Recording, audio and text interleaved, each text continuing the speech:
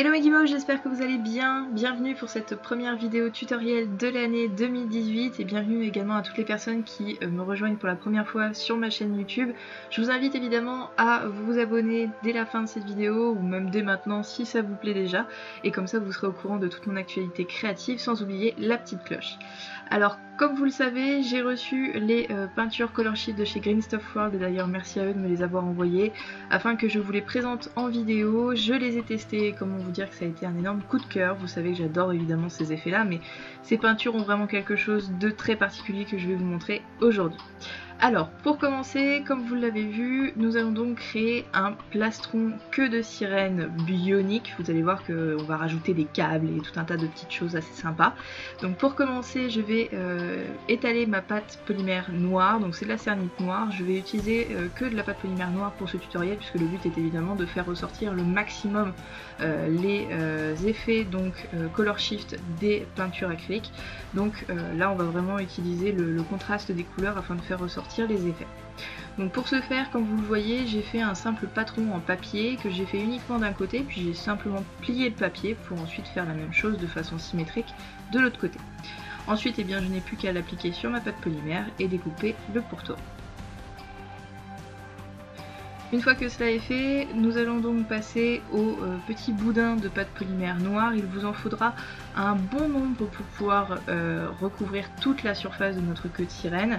Personnellement, j'ai préféré faire des tailles assez variées, des boudins assez fins comme d'autres un peu moins. Ça me permet déjà d'en faire un petit peu moins, mais surtout d'avoir des tailles différentes de câbles qui viendront agrémenter notre queue de sirène bionique.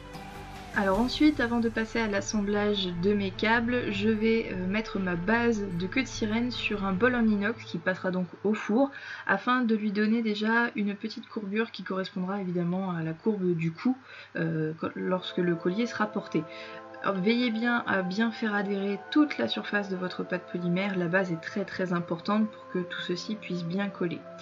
Ensuite donc on va passer à la texture des boudins avec le fameux Roll Maker de Green Stuff World toujours. Je vous avais déjà fait un tutoriel là-dessus, donc je vous le mettrai dans le petit i et dans la barre d'infos si vous souhaitez le regarder, si ça n'est toujours pas fait.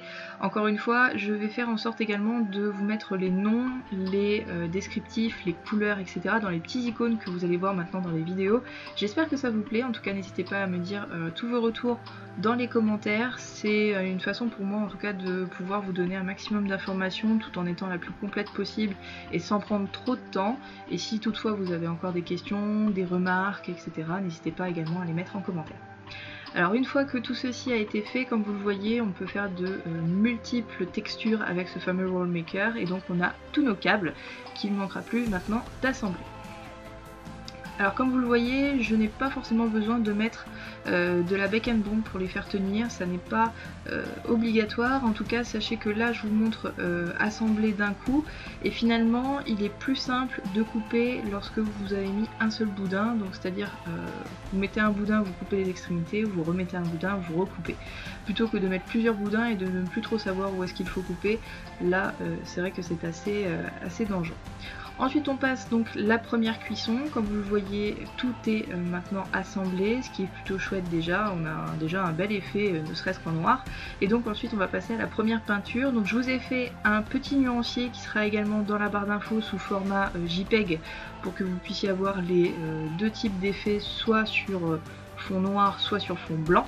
Évidemment les deux ne vont pas ressortir de la même manière puisque vous avez quand même des choses assez sympas suivant la couleur de base. J'en profite également pour vous faire une petite annonce surprise pour ceux qui n'ont pas suivi mes dernières publications. J'ai également Snapchat maintenant, ça y est, j'ai acheté un nouveau téléphone qui me permet d'être de retour sur Snapchat, donc si vous souhaitez voir un petit peu les coulisses des tournages et tout un tas d'autres trucs, n'hésitez pas à me rajouter. Évidemment le pseudo vous l'aurez deviné, c'est Sergent Guimauve. Alors ensuite, après cuisson, donc on va passer à la peinture. Donc là j'avais sélectionné au départ 4 couleurs. Vous allez voir qu'au fur et à mesure des différentes couches que je vais appliquer, finalement on va se retrouver avec deux couleurs très présentes et les autres seront tout simplement des peintures plus de finition pour ajouter un petit effet bleuté, notamment à la création tout entière. Donc là j'ai fait on va dire des sortes de rayures ainsi qu'un contour avec la couleur verte qui est finalement, comme vous le voyez, une couleur violette. C'est là tout l'intérêt de ces peintures là. Et ensuite voilà, j'ai pas mal utilisé le doré qui va me permettre aussi de faire un sacré contraste. Alors là évidemment on ne voit pas grand chose déjà parce que la peinture est fraîche et en plus que ça n'est que la première couche. Vous allez vraiment avoir un bel effet à partir de la deuxième voire de la troisième couche de peinture. Surtout sur du noir, il va vraiment falloir être patient pour avoir un maximum d'effet. Voici ce que ça donne après le premier séchage. On va ensuite remettre deux couleurs comme vous le voyez, ce sont les couleurs les plus importantes donc, de ce collier, en tout cas celle que j'ai choisie. Et comme vous le voyez, cette couleur qui est donc un vert finalement donne violet sur le collier et moi je trouve ça mais absolument génial. J'adore ces effets là qui se prêtent énormément au mermaiding bien évidemment, mais à tout ce qui est licorne, etc. et même tous ceux qui aiment tout simplement tout ce qui est arc-en-ciel ou qui change de couleur. En tout cas voilà, je suis vraiment très heureuse d'avoir testé ces peintures qui pour moi vont me permettre de faire énormément de choses et qui en plus m'ont permis de me mettre un petit peu à l'aérographe. Et oui, je pense que je vais d'ici peu m'y mettre également et vous faire des vidéos. Alors une fois que tout cela est fait, que la peinture vous plaît, moi je suis passée donc à la semelle. Évidemment vous pourriez la faire avant, moi j'avais envie de le faire dans ce sens là pour tester si la peinture tient bien en cuisson et c'est le cas. Et ensuite je vais vous laisser pour le résultat et le montage.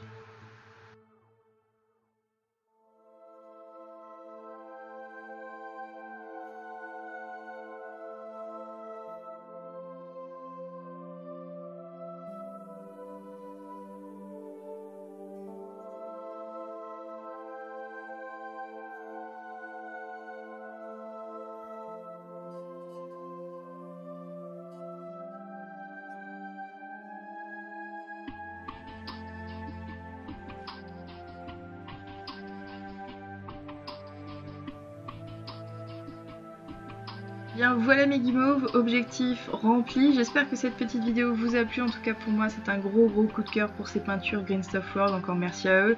J'espère que cette petite présentation avec également moi en tant que modèle si je puis dire vous a plu. Et quant à moi je vous dis à très bientôt pour de nouvelles vidéos. Ciao.